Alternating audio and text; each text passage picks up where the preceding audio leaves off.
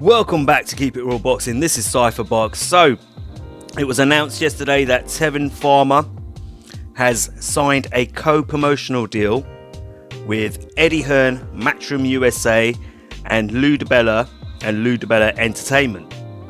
Okay, and it's also been announced that he will be fighting, his next few fights will be on DAZN.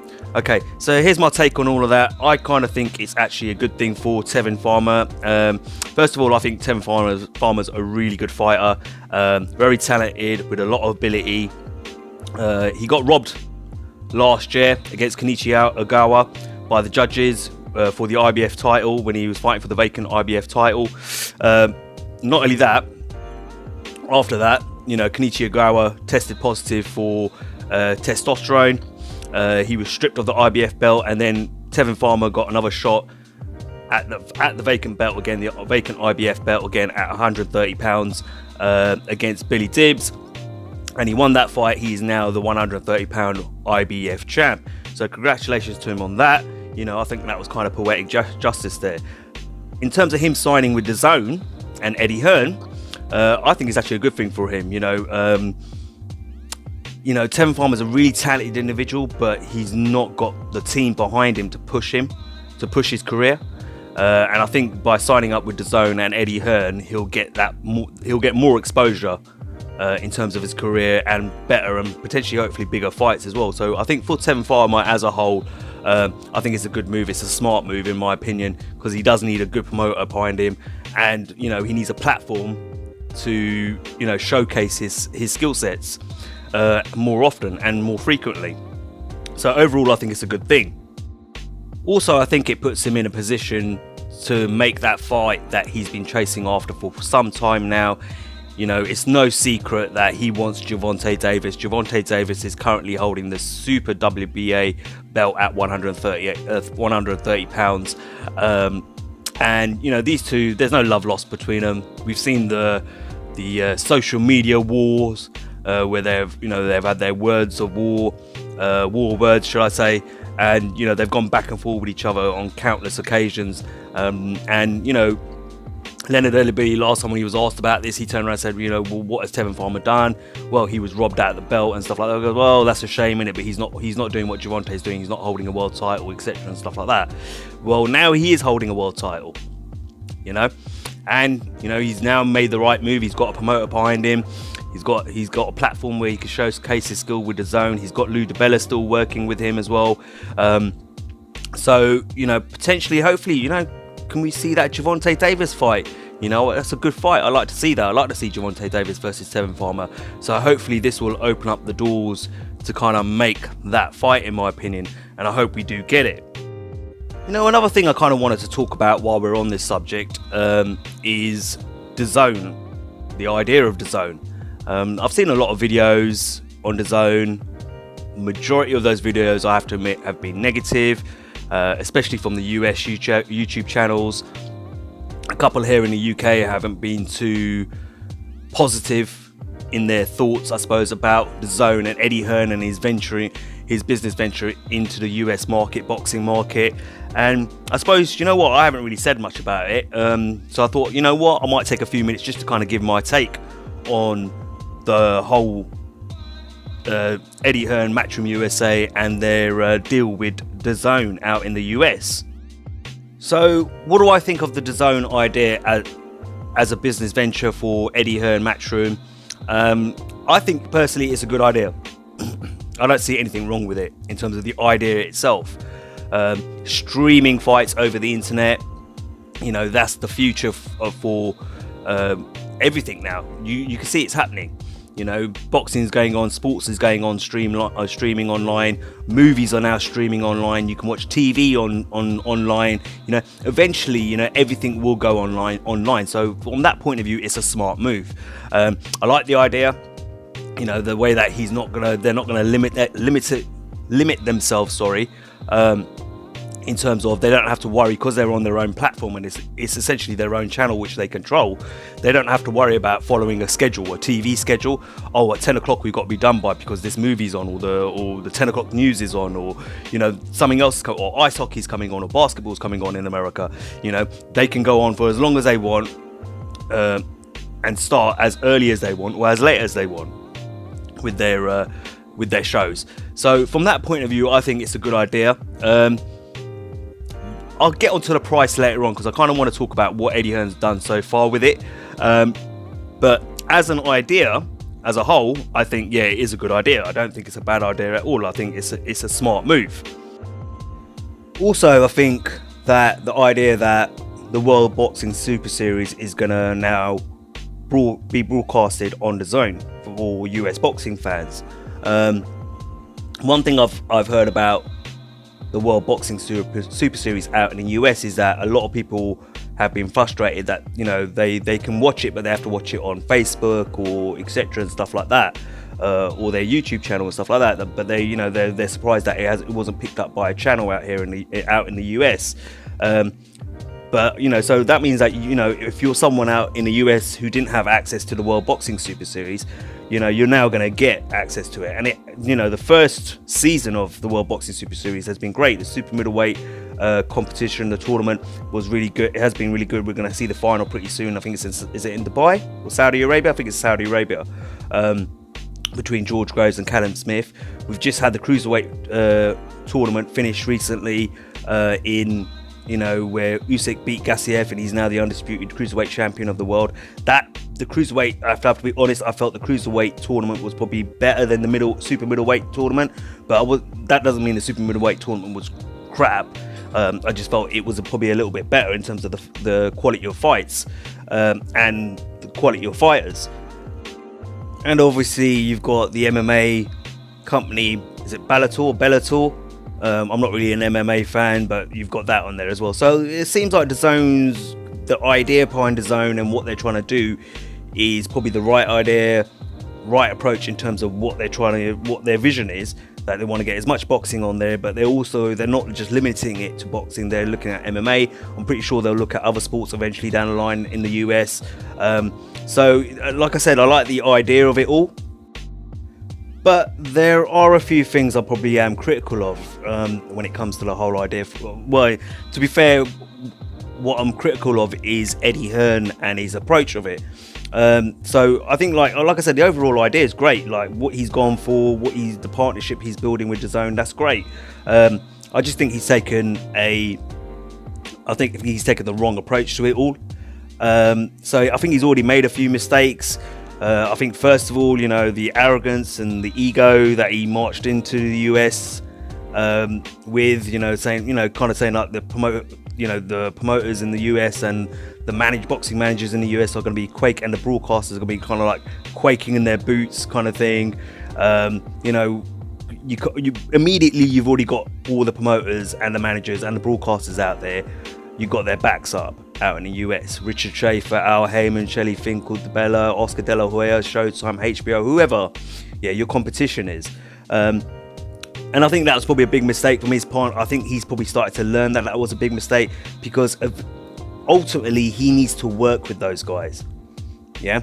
And I will go on to I'll give you an example what I mean by that. He needs to work with those guys, yeah, right? As I go on with my thoughts here. I don't think he's fully understood the US market.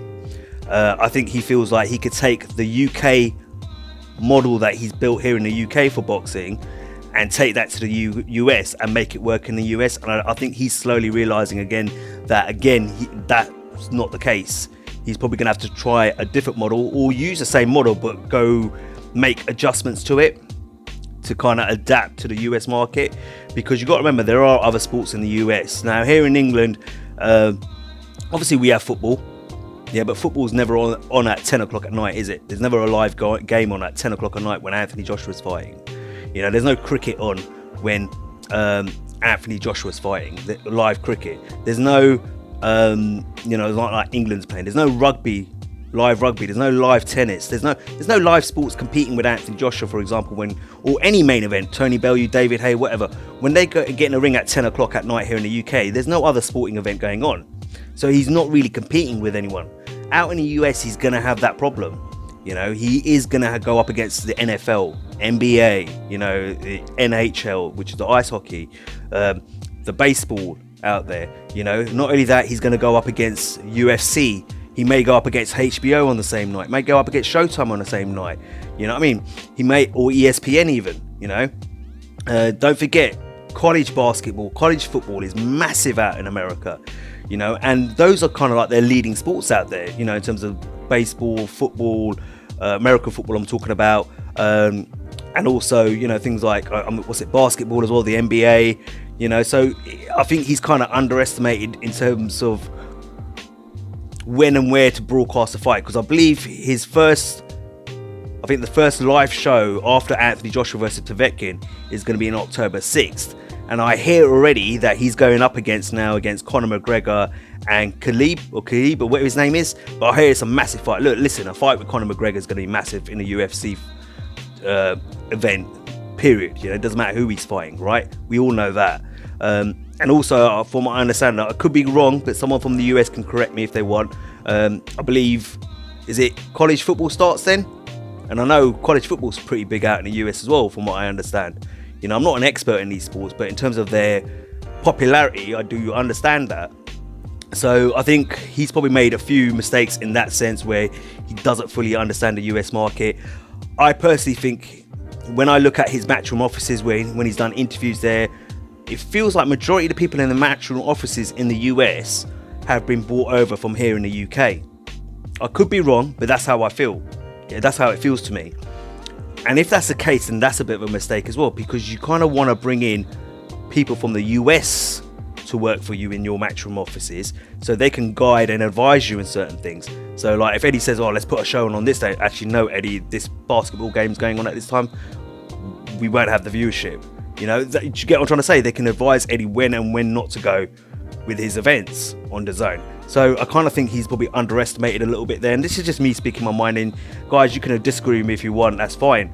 You know, everyone's entitled to their opinion. But this is just my opinion. I think he's underestimated the loyalty of the PBC fighters to Al Haymon in a big way. I think certain fighters from the PBC brand, like Jesse Vargas, will sign with DAZN.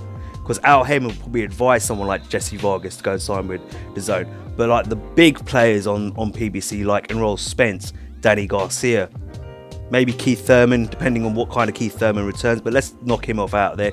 Deontay Wilder, definitely. With the recent things that have gone on. Jermell Charlo, you know, even Adrian Broner. Who else is there? Sean Porter. You know, all these guys that I'm talking about right here and right now, these are the guys he's trying to go after. Even Gervonta Davis is an Al Haymon fighter, from what I understand. I'm pretty sure he is. I know he's with Mayweather Promotion, but I'm pretty sure he's linked with Al Haymon as well. So, you know, if you're looking to entice all these fighters across, you don't start insulting Al Haymon and start talking Al Haymon down and saying that he's not doing the right things by the fighters and the fighters aren't getting the exposure they deserve, and etc, etc, because a lot of these fighters are loyal to Al Haymon, and the reason they're loyal to Al Haymon is because they make good money with Al Haymon and he looks after his fighters. That's one thing you can never ever that's one thing you can never ever accuse Al Haymon of not doing, is looking after his fighters. Yeah, I remember Errol Spence Jr. I think I'll link it in the description of this video and you guys can watch it. And this interview was done years ago, a couple of years ago, with Errol Spence Jr. and it was done by Boxing Ego. Shout out to his channel. And Boxing Ego asked Errol Spence Jr. He goes, "There's a lot of negativity that's surrounding Al Haymon in terms of what people are saying about him. What's your view on that?" And he turned around and said, "Well, the people and the fans might be complaining and talking down when it comes to Al Haymon, but the question you need to ask, are the fighters complaining?" And that's the truth. He goes, you know, some of the fighters are walking around in Porsches and stuff like that, in flash cars, wearing, you know, bling on their wrists, you know, etc, and stuff like that, dressing well. They've got their house properties, their homes, they've got fat bank accounts. So are the fighters complaining? And the question is, no, the fighters aren't complaining. You know, so when you have fighters that are that loyal to Al Haymon, you kind of don't want to piss them off by insulting Al Haymon. Because a lot of these guys, you know, Mayweather himself once said it, I believe, that he sees Al Haymon as a father figure. Yeah, and a lot of these guys look up to Al Haymon. Adrian Broner, when Eddie Hearn made his offer to Adrian Broner. Adrian Broner at the end of it said, "Oh man, you offered me less than Rock Nation." And it's, and he turned around and said, I'll never leave, something like he'll never leave Al Heyman because Al Heyman's the man. So a lot of these guys are very loyal to Al Heyman because he treats them right and he's paid them well over the years. And Eddie Hearn is one of these guys who's criticised Al Heyman over that, when PBC brand first came along. He was one of the guys who was saying that he was actually, saying that, Al Heyman's paying these fighters too much money, he's messing with the boxing market and all this sort of stuff, that you keep paying these guys this sort of money and etc and like that, makes it very difficult to make fights and all this sort of stuff. So he was complaining a lot a couple of years ago, and now he's trying to chase after those Al Heyman fighters and paying the exact same, he's trying to match what Al Heyman already pays those fighters. Well, those fighters are smart. They turn around and say, well, hold on, I'm already earning that. If you want me to come and work for you or come and fight for you on DAZN, you better pay me a lot more money, because haven't you got $1 billion in a $1 billion budget, which I will get onto in a minute. But I just feel like, he's taken the wrong approach if he wants to sign up and work with these Al Heyman fighters, because remember, they're going to take their cue from Al Heyman, all of them. Even Danny Garcia recently said it, in an interview with the Boxing Voice, saying that, hey, look, Al Heyman's the best, I don't have to worry about none of that stuff. Al Heyman makes the fights and he always gets me the best deal, and he always gets me great money for my fight. So another fighter who backs up Al Heyman doesn't complain. So I think Eddie, and you got to look at it, majority of the fighters that Eddie's after are Al Heyman fighters. So he kind of needs to change his approach in that sense, I think. I think he's kind of learnt that as well. I think he's humbled a little bit. Still a bit cocky with a few things. I saw him in an interview today with the Boxing Voice again, and he was a little bit cocky about how deep his pockets are at the moment. But I think he has toned it down a little bit from when he first came, because I think he's realised that it's going to be a lot tougher than he was expecting. Let me just elaborate on what I was talking about earlier on in terms of the US promoters and managers, and about angering them the way he has with the way he arrogantly entered into the US market. Is that eventually you got to work with these guys. He has to work with Bob Arum. He has to work with Lou DiBella. He's going to have to work with Al Heyman. He's going to have to work with Oscar De La Hoya. He's going to have to work with Showtime. He's going to have to work with ESPN and HBO, because if he's going to want to make fights, he's got to work with these guys. To make fights. Do you see what I'm trying to say? He could, for example, I'm trying to find an example here. So it's like if he signed up Mikey Garcia. Now, if he signs Mikey Garcia, that means the fights for Mikey Garcia really wants that Errol Spence Jr. fight by the end of the year, right? If he's on DAZN, Mikey Garcia, and he's signed to DAZN, that makes that a little bit more difficult, because now Eddie Hearn's got to try entice Errol Spence Jr. to come off Showtime and fight on DAZN. Which, if you're going to go and piss off Stephen Espinoza going to be like, well, nah, sod off. After the way you've been talking, do you know what? No, I'm not going to give you an Errol. Errol's tied into a promotional contract with us. So, do you see what I mean? He needs to be able to work with these guys, not going into that market and peeing off all the promoters and broadcasters and managers. You know what I mean? They're immediately going to put up this wall and say, nah, and try and keep you out. And try and make things difficult for you. So he needs to change that approach, in my opinion. Now, as for his first card that he's putting out there, obviously we've got Anthony Joshua and Povetkin on September the 22nd opening things up. But his actual first card in the stateside is on October 6th, I believe, right? And then Jesse Vargas is the man who's going to be the main event for that card, with Jermell and other fighters underneath it.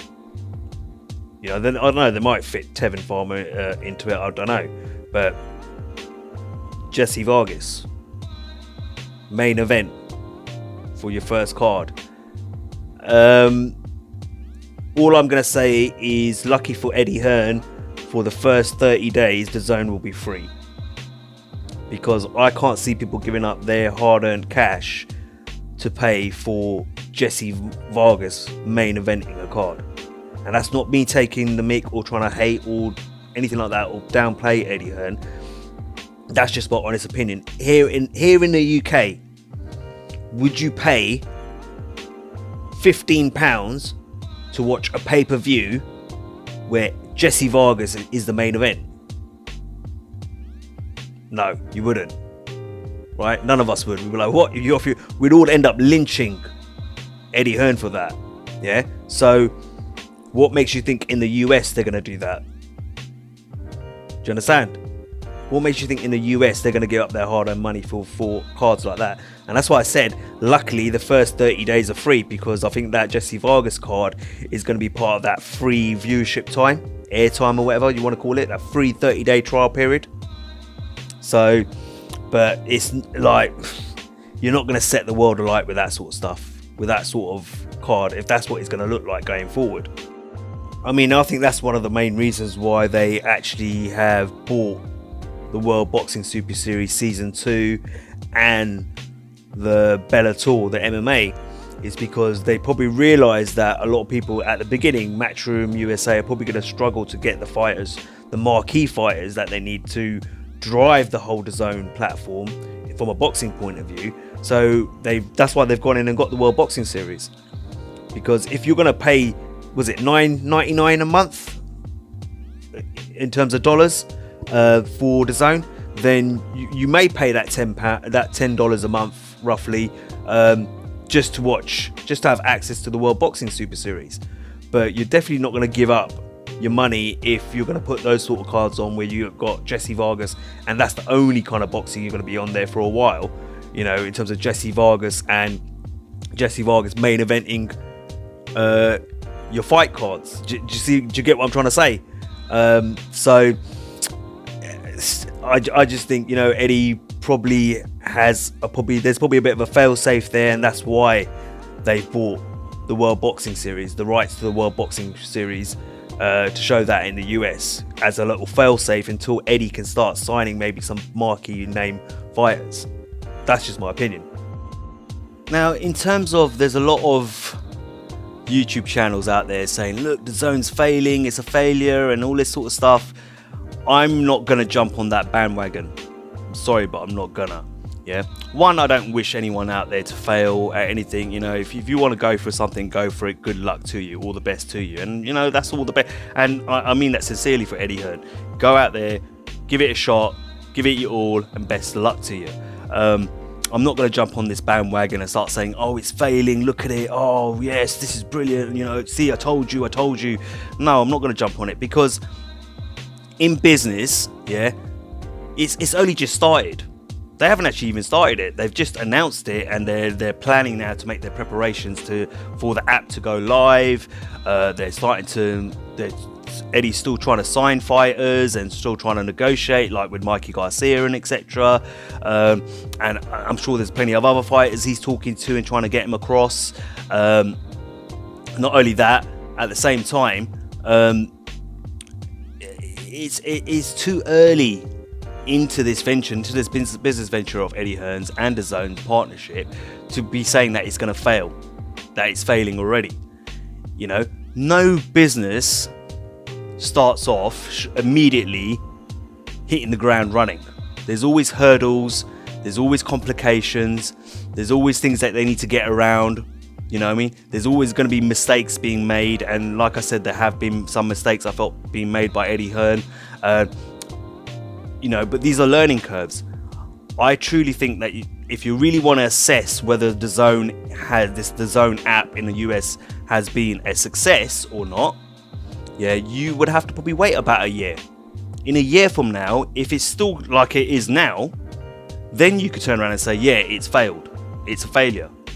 Yeah, but in a year from now, if you start seeing more marquee names on DAZN, better fights on DAZN, the promotions getting better, the cards are getting better, the quality of fights are getting better, then you would have to turn around and admit that it's been a success so far, or it's starting to build, and it's starting, you know, they're starting to, I suppose, you know, they're starting to achieve success.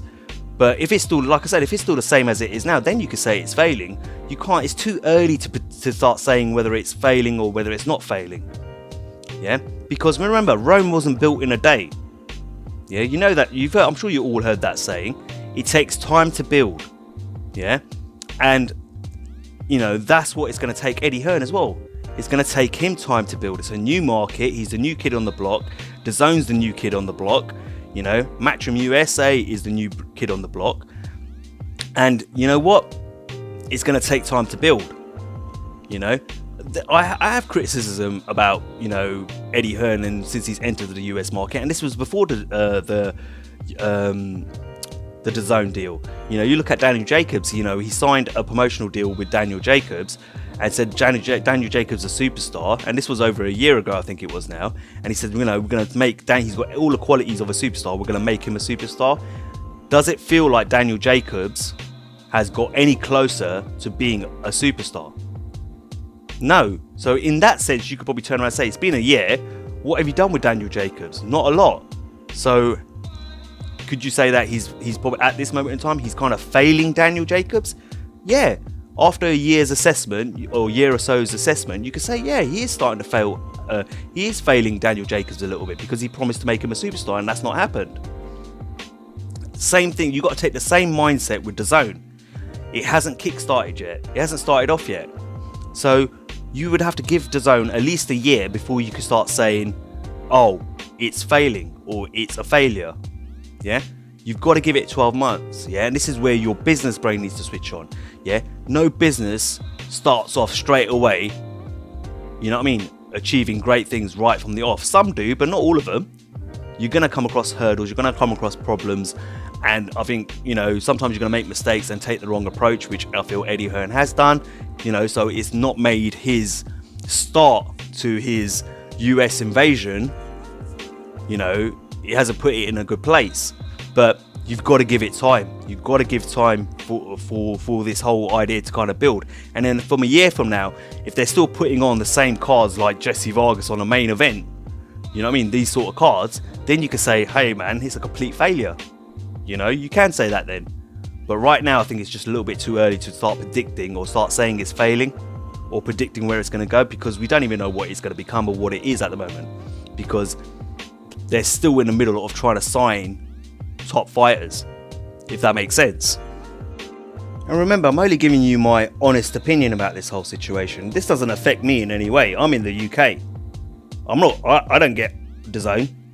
DAZN is designed for the US market. You know, this doesn't affect me in any way, shape, way or form. Yeah. You guys, this is out for the guys in the US. So again, you know what? You know, it doesn't hurt me whether it's a success or it's a failure, because end of the day, I'm still going to get my boxing out here in the UK no matter what. The other thing I kind of want to talk about is I don't think they thought about the price point carefully enough. I mean, $9.99 a month, right? Doesn't ESPN charge only something like $4.99 for their ESPN app? And from what I understand, you get boxing on there, and don't forget they've already got marquee fighters in the likes of Lomachenko and Terence Crawford, yeah. But not only that, at the same time, and even Manny Pacquiao, I think Manny Pacquiao's Batiste fight was on ESPN, was it not? So they still get Manny Pacquiao fights on the ESPN as well. Not only that, I'm not too sure, but are they showing the basketball on that ESPN app as well and stuff like that, and other sports? So when you compare the price point, the introductory price that you're putting out there, you can increase it later on, of course, once the fights and the quality of fighters get better. But I think they probably should have try and match the ESPN $4.99 price mark, and then later on, if they get better fighters and more marquee fighters, then they can increase it. You know, even with the World Boxing Super Series, you know, and the Bellator, I don't know how competitive that is with ESPN, especially considering ESPN have a jump start already, because Bob Arum already has a hold or a part of the boxing market out there. So again, I don't know whether they should have probably revised that price point and maybe drop it a little bit just at the beginning while they're getting started. That's just my point of view. So let's talk about this $1 billion budget, you know, and I think there's a lot of people out there who've got it twisted and don't quite understand how this supposed $1 billion budget is going to work. I think there's some people out there who get it, and for me, I'm going to explain how I see it and how I see this budget being managed.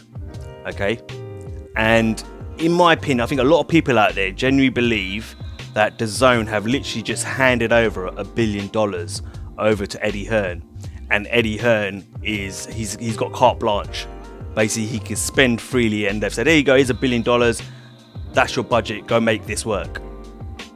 You know, it doesn't quite work like that. No business is going to just hand over $1 billion to someone. Yeah, DAZN manage that budget themselves. Yeah, and whenever Eddie Hearn wants money, he'll have to go to him and request it. Yeah, so they hold on to the budget, they manage the budget, DAZN that is. Yeah, Eddie Hearn would have to go and ask for the money off them. They probably told Eddie, "We've got $1 billion budget here. If this billion, I don't know if it's real or if it's not real. Yeah, I don't know the ins and outs of what's going on in the background, but this is how I would manage it if I was running DAZN. Yeah, I would have say, I've got $1 billion budget here for you. Yeah, obviously we're not going to give it to you. Whenever you need funding for something, you want to sign a fighter or do a promotion or whatever it is, come see us, bring us your plan, and then we'll approve it and give you the money if we agree with it." So it's like, for example, let me give you an example. He wants to sign Mikey Garcia at the moment. So he would go to DAZN and then turn around and say to him, "Listen, I want to sign Mikey Garcia. Here's my plan. I want to offer him a $20 million contract for 4 fights. Yeah, currently he's making around $3 to $3.5 million a fight with PBC and Al Heyman and Showtime. Okay, so we're going to be offering him $5 million for each fight. Yeah, that's $1.5 million. Then he's getting more than he's getting right now. Okay, these are the potential fighters that I want to put him up against. Yeah, and the first fight is going to be Errol Spence Jr.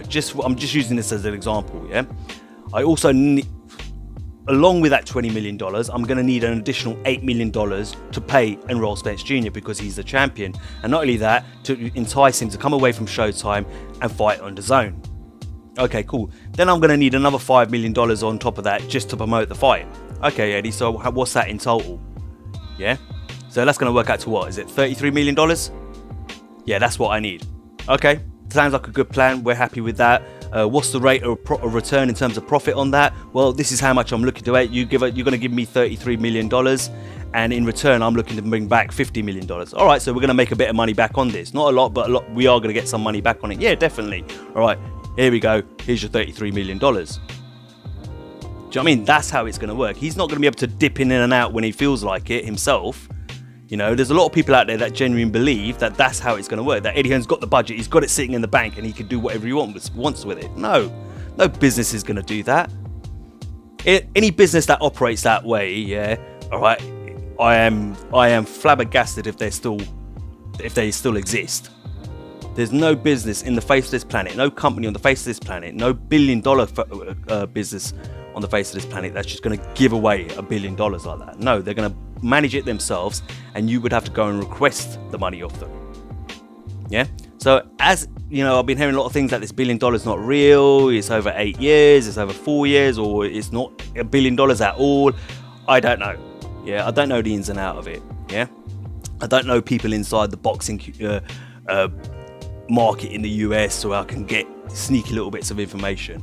You know, I don't know. But if the $1 billion budget is real, then that's how it's being managed. Just for those of you who are getting a little bit confused with it all. Yeah, because it doesn't make sense to just give $1 billion to someone. That wouldn't be smart. Yeah, and I would question your judgment as a company if you did do that. Last but not least, US media. Okay, so Eddie Hearn's gonna need the US media, mainstream media on his side. Again, if he rubs people up the wrong way, that could backfire on him as well, and that probably has been the case a little bit. Remember, Dan Rafael might, knock the DAZN app quite a bit, because obviously Dan Rafael, for example, works for ESPN, and he writes for ESPN. So do you understand? But it's important he tries to get the mainstream media on his side. But not only that, more importantly, more people tend to watch YouTube when it comes to boxing news. Yeah, we know that. We all do it. I do. I don't go to mainstream media for my boxing news. I go to YouTube. Right? I do read certain stuff like on boxingscene.com, World Boxing News, and all that sort of stuff. But again, these are all kind of like independent media outlets.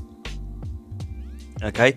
But there's a lot of the big YouTube channels in the US that are against Eddie Hearn. They don't like Eddie Hearn. Yeah? You know, then they're not backing Eddie Hearn with this whole DAZN app. Yeah? And the reason for that is the way he's treated Deontay Wilder in the Anthony Joshua Deontay Wilder negotiations. Yeah? The way he's spoken about Al Heyman and the PBC brand. Yeah? And the way he's talked about certain PBC fighters like Adrian Broner, who's turned down Eddie Hearn's offer. You know, the things he said about other promoters as well. You know, Bob Arum, etc. and stuff. ESPN, all these guys, like how he's going to come in and he's just going to take over and they're all quaking in their boots. A lot of the American YouTube channels, the big American YouTube channels, and you know who they are, haven't taken kindly to Eddie Hearn and his approach.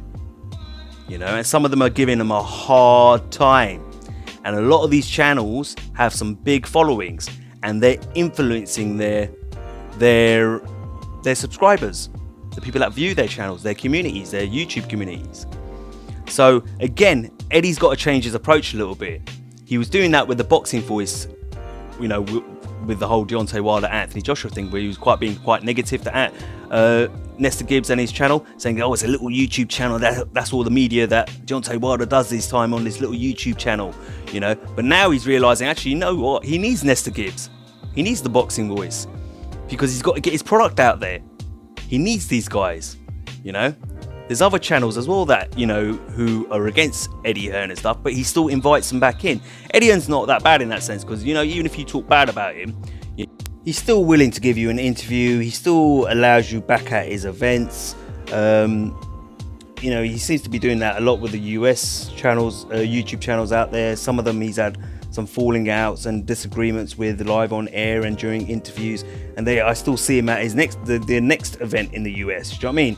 So, but part of that probably is that the fact that he knows he needs them as well, because they influence a lot of boxing fans out there who subscribe to their channels.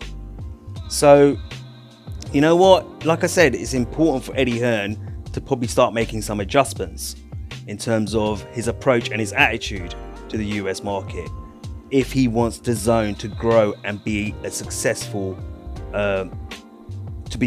out in the US. Do you know what I mean? And to be a major player out in the US. It's as simple as that, really. I mean, that's the way I look at it. That's my point of view of the whole DAZN app launch. You know, I'm not hating on Eddie Hearn. You know, there's some positive things I said about it, and yeah, there were some criticisms I had about it as well. But, you know, overall, all the best to Eddie, really. You know what I mean? But you know what? Like I said, there's some things that probably need to change in order to make it success. But like I said, I think it's far too early to be analysing and saying whether it's a success or if it's a failure already. It may not have had a good start, but do you know what I mean? You really need to assess it probably a year from now or 12 months from now. That's the way I look at it. All right. Anyway, let me know what you think about the whole DAZN app, and you know where you think it's at, and where do you think it will potentially be in a year from now. I'd love to hear what your opinions are. As always, guys, like, share, and subscribe. Until next time, this is Cypherbox reminding you to keep it real.